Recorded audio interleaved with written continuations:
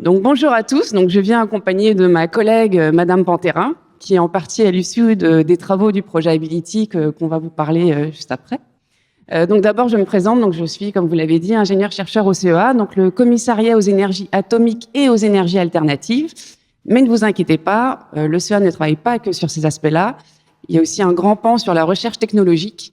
Et justement, c'est dans ce cadre-là que nous faisons notre recherche. Et plus particulièrement, notre laboratoire travaille sur toutes les interfaces qui sont relatives au sens du toucher.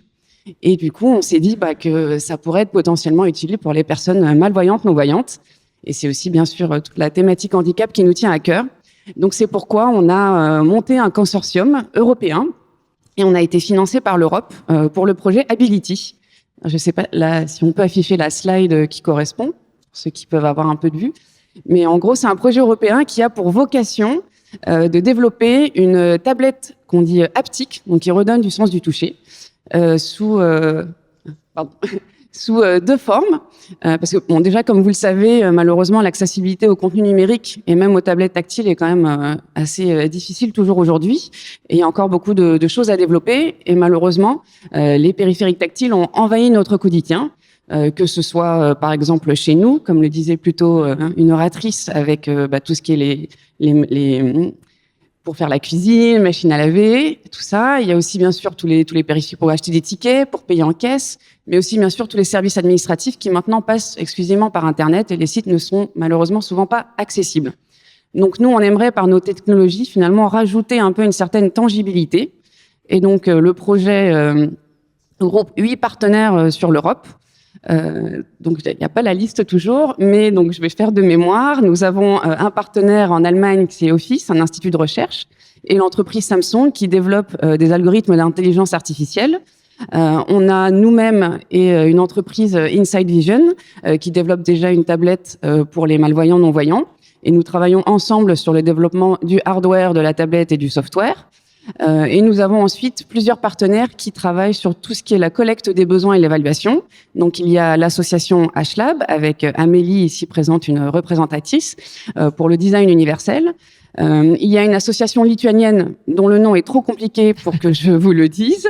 Il y a aussi l'entreprise Siemens, avec le pôle accessibilité. Et il m'en manque un.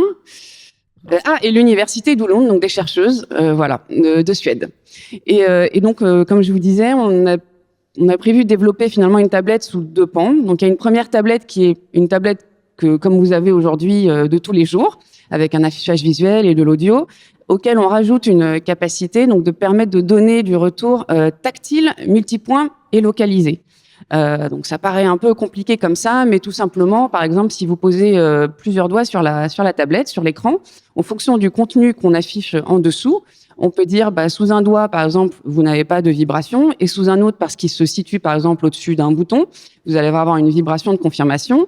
Et si, par exemple, vous explorez une carte de France, vous pourriez avoir une vibration sur un doigt pour dire que là, vous êtes au-dessus au niveau de la mer, et puis une autre vibration, une autre texture pour donner l'information que vous êtes en altitude sur la carte de France. Voilà. Il y a une autre technologie qu'on utilise aussi parce qu'on va essayer de faire des matrices braille 2D, des matrices à picot 2D. Donc, comme vous le savez aujourd'hui, même mieux que moi, les périphériques braille sont souvent excessivement chers puisque les technologies utilisées sont par picot, voire par cellule braille. Donc, nous, on utilise une autre technologie qui permet d'avoir des actionneurs distants. Et donc, du coup, de réduire un peu cette problématique de coût.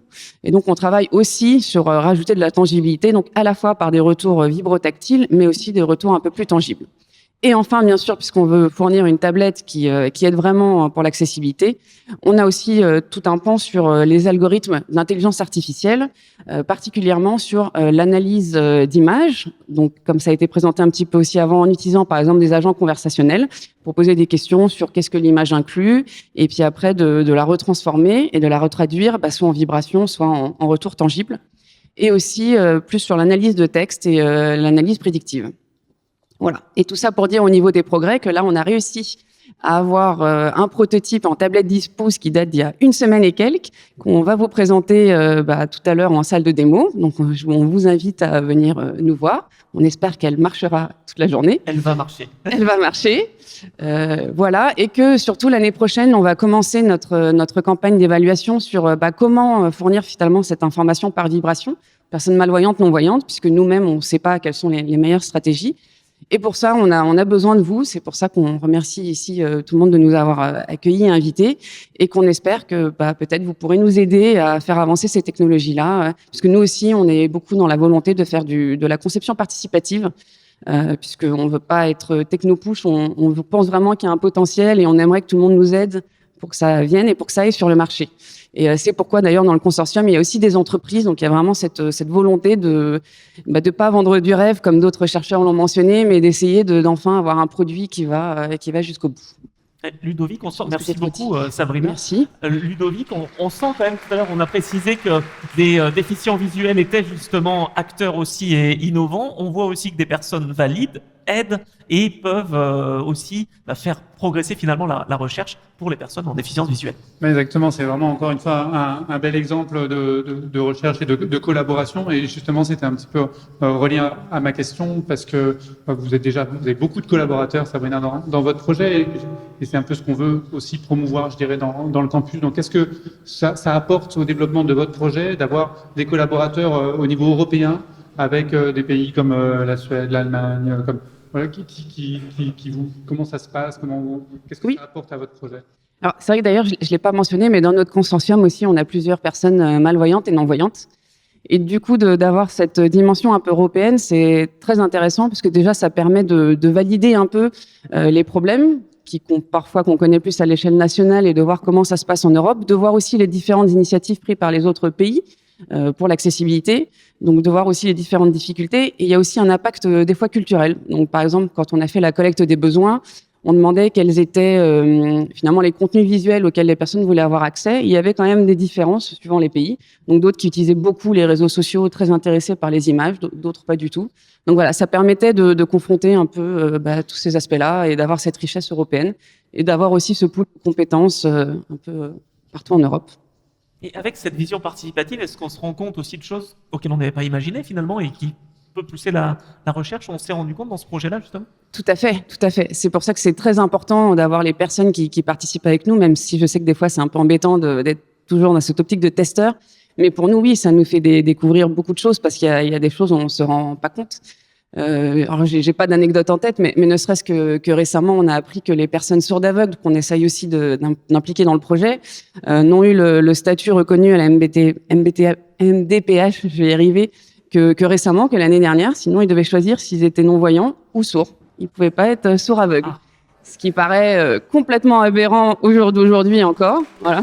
Et donc, on apprend plein de choses sur comment ils ont accès aux les stratégies utilisées. Et c'est très, très important. Oui. Sans le participatif, on ne pourrait pas développer des technologies qui aident les personnes. Et je pense aussi qu'il y a un grand nombre d'applications en fait, auxquelles on n'a pas toujours forcément pensé. Tu parlais tout à l'heure, Sabrina, des cartes, par exemple, qu'on pourrait, avec votre dispositif, découvrir. Donc, bien sûr, on voit tout de suite l'intérêt à l'INJA pour l'éducation, pour la géographie, pour les mathématiques, découvrir des courbes. Donc, on y voit tout de suite des intérêts. Et puis, bien sûr, en travaillant et en co-construisant les projets ensemble, on verra encore certainement plein d'autres applications lors de nos travaux dans le campus. Et merci beaucoup.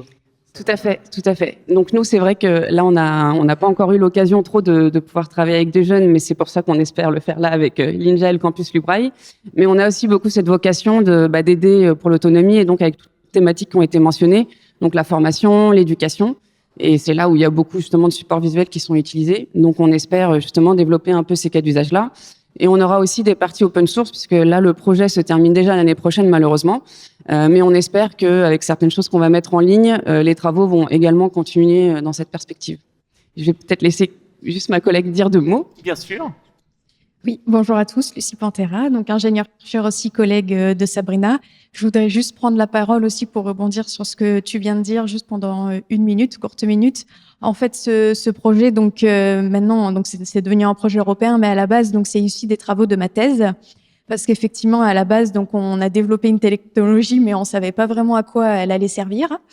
Donc, c'était vraiment de remettre l'humain au centre. Et en faisant de la bibliographie et tout, en fait, j'ai trouvé que ça pouvait aider les personnes mal et non-voyantes pour avoir accès pour aider à avoir accès au contenu numérique.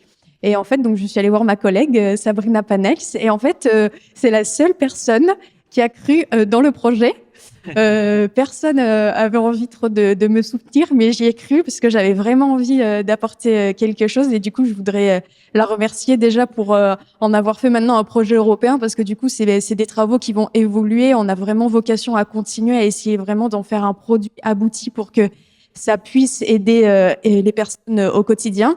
Et aussi, du coup, on en est là aussi aujourd'hui grâce à Thibaut. Donc, je voudrais aussi vraiment le remercier, parce que c'est grâce à lui que j'ai pu rencontrer des gens de la communauté pour pouvoir faire essayer mes prototypes de thèse. Et on en est là maintenant. On a vraiment une première version de la tablette grâce à lui. Donc, je le remercie encore pour tout ça, et pour toutes les personnes qui nous aident au quotidien, qui sont en situation de handicap, qui prennent du temps pour nous et tout. Je sais que c'est pas facile. Donc, vraiment, on est une équipe, et ensemble, on va déplacer des montagnes. Donc voilà, merci à tout le monde.